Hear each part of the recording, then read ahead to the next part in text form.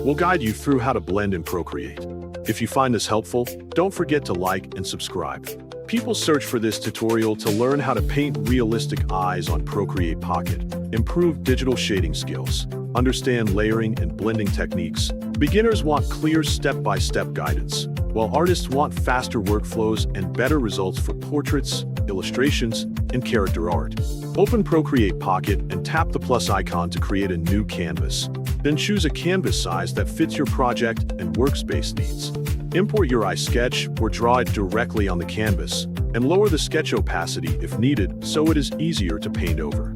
Create a new layer above the sketch and select a soft round brush to achieve smooth shading. Pick a base skin color and paint a flat skin tone around the eye area, making sure the coverage is even and clean. Add a new layer for shadows and set this layer to multiply to help the shadows blend naturally with the base color. Choose a darker skin tone and paint soft shadows around the eyelid, focusing on areas where light would naturally be blocked.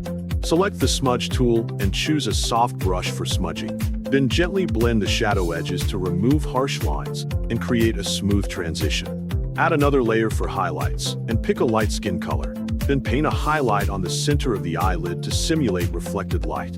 Blend the highlight softly so it looks natural and not too sharp. Paint the eyeball base color on a new layer, keeping the shape clean and rounded. Add an iris color circle in the center of the eyeball and blend the iris edges slightly so it does not look too flat. Paint a darker outer iris ring to add depth and realism.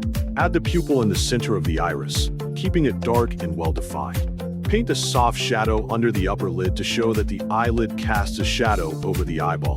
Then blend this shadow into the eyeball so it looks natural.